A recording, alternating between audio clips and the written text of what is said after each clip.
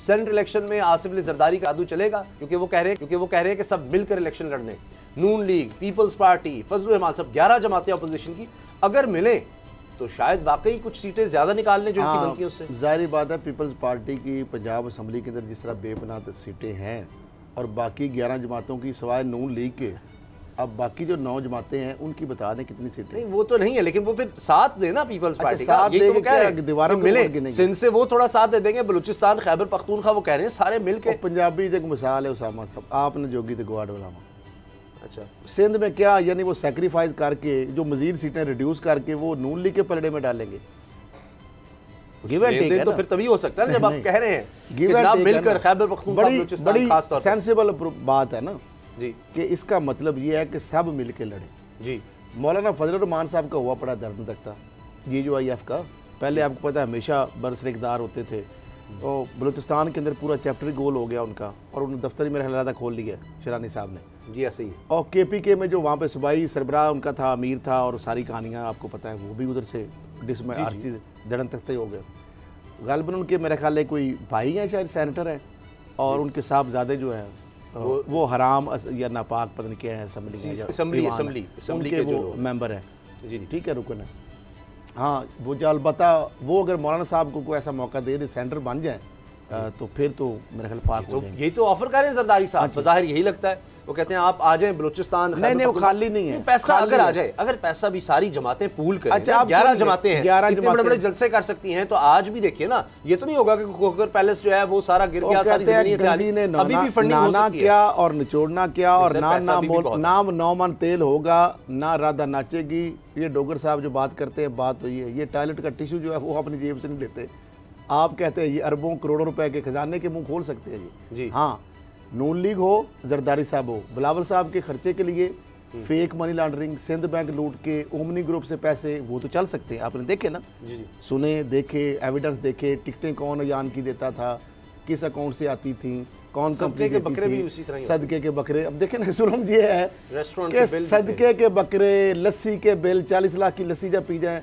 और यहाँ पे जो नून लीग ने यहाँ पे जो एक नहीं कई इतने कैंप ऑफिस बने हुए थे, वो वहाँ पे तहमीना दुरानी साहबा का अलहदा था, नुसरत शहबाज साहबा का अलहदा था, ठीक है, उसके बाद हमजा शहबाज का अलहदा था, शहबाज शरीफ साहब का अलहदा था, नवाज शरीफ साहब का अलहदा था, मरियम साहबा का अलहदा, 2,500 सिक्योरिटी बनाया था, और उनके लिए बकरे, पैसे, नगद। मैं कंट्रोलर जो होता है ना यहाँ पे, वो ईवान डोगर साहब भी जानते हैं, मैंने एक दिन देखा कि इतने कैश बोरियां भर के, बोरियां जैसे, तो मैं कहा कैसे ले जा रहे हो?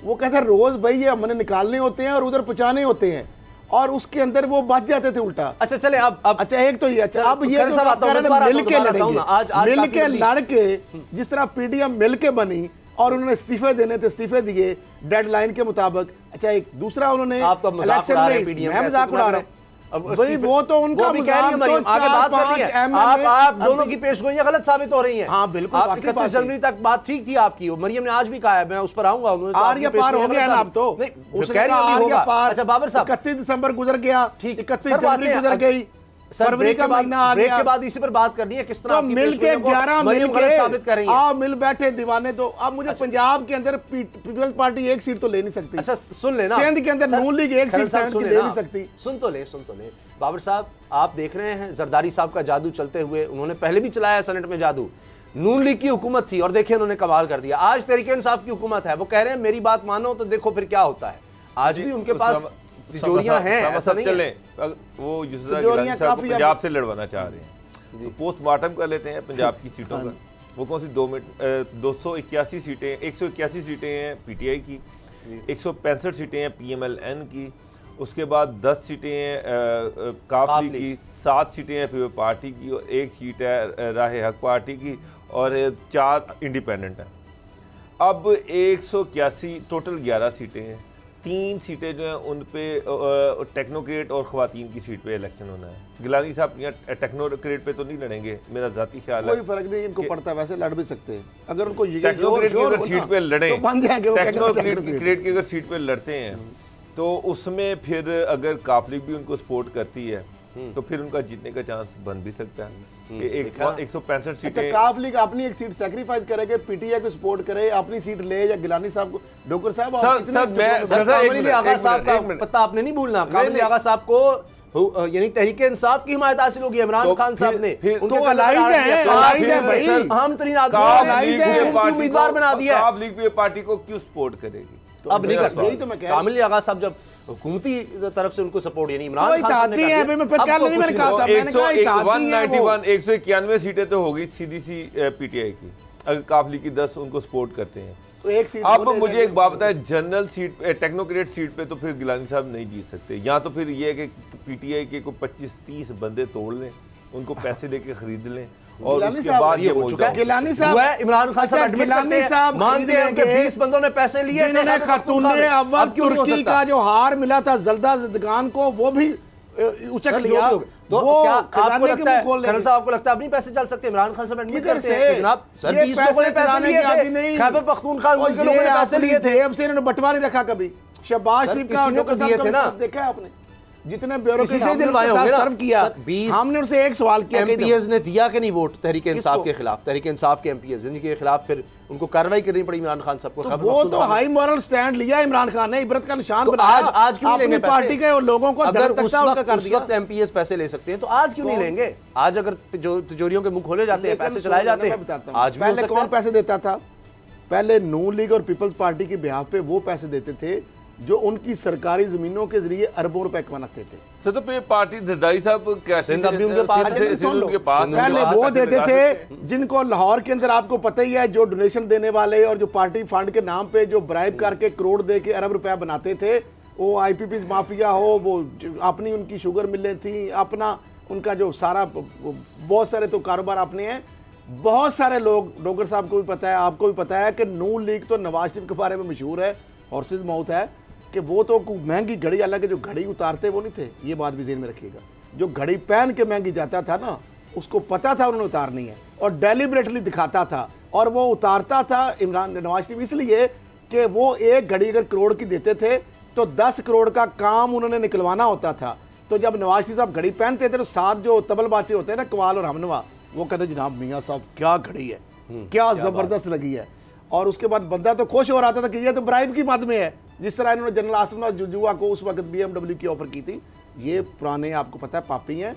मामला ये है कि जो आप कह रहे हैं ना, पैसे खुलते थे बोरियों के मुंह, वो तब खुलते थे सीक्रेट फंड IBK से खुलते थे, वो खुलते थे जो आपको पता है, जो सदके के बकरे जो हमने मिनिस्ट्री जो इंटीरियर के अंदर फंड रख लिया इन्होंने, पब्लिसिटी विंग के अंदर साफी लिफाफे देख लिया आपने, बन गई ये साफी लिफाफे, साफियों को प्लाट। अच्छा मुझे एक आसान सा सवाल है, क्या आप देखते हैं बाबा अब पैसे इनके लिए, इनके तो पार्टी फंड कटा, मैं सुन लो, गैस की कनेक्शन कटा हुआ है मॉडल टाउन के, आप भी पता लग गया होगा, इनका कनेक्शन कट गया था आदम जायकी की वजह से, क्योंकि पहले तो सरकार देती थी। आपने भी बताया बाबर साहब, पंजाब असेंबली में भी फंडिंग नहीं हो रही थी, तो फंडिंग वो तो रुपए के लिए बाबर साहब मुझे बताया, पीडीएम अगर वैसे इकट्ठी हो सकती है तो अब ये बात तो हो गई कि ज़िमनी इलेक्शन में भी इकट्ठे हैं, ज़िमनी इलेक्शन में नहीं क्या कर रहे इकट्ठे, तो सेनेट में क्यों नहीं इकट्ठे हो सकते? तो इकट्ठे होके करेंगे क्या, नुकसान जो है उसकी 4 सीटें बनती हैं, 11 में से 4 सीटें बनती हैं, आगे उनको अपनी 4 सीटें लाले पड़े हुए हैं कि वो मिलती हैं या नहीं मिलती। हाँ, अगर जरदारी साहब अलायंस कर लेते हैं और नून लीग से कहते हैं कि चौथी सीट आप हमें दे दें,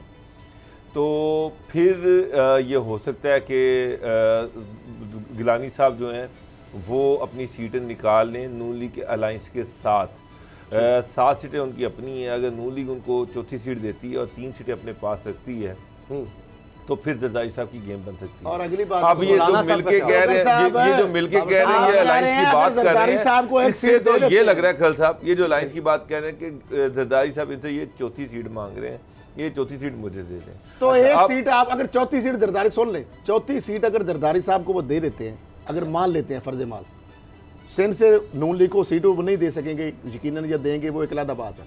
अगली बात यह है कि जो फिर रह जाती है तीसरी सीट, तीसरी सीट आपको पता है चौधरी परवेज लाई के साथ जो खवातीन हैं वो नून लीग की हैं जिस पार्टी की भी है। सर अभी जो नून लीग के लोगों ने आज जो प्रेस कॉन्फ्रेंस की है इतनी खौफनाक, वो तो इतनी खौफनाक, उन्होंने तो कह दिया हमारे पास सबूत है, रॉ का एजेंट है नवाज शरीफ। वो चले वो एक सबूत है या नहीं है, हम सर्टिफिकेट गद्दारी के, इनको गद्दारी के सर्टिफिकेट हमें नहीं बांटने, वो जो जिसने देने हैं देने। उन्होंने कहा है प्रेस कॉन्फ्रेंस की, लेकिन 5 लोग अगर 5-7 लोग जो नाराज जो प्रेस कॉन्फ्रेंस तक कर रहे हैं वो मैं बताता हूं, आप सुन लेना। ये तो नून लीग अब तीसरी सीट के ऊपर डोगर साहब भी चैम्बर में जाते हैं, असेंबली की रिपोर्टिंग हम भी करते हैं।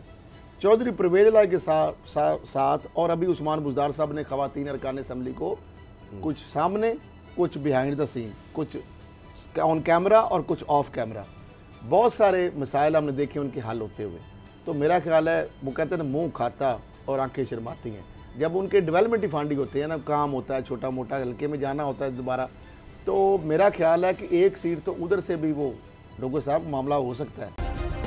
सब्सक्राइब करें और बेल दबाएं ताकि कोई खबर रह न जाए।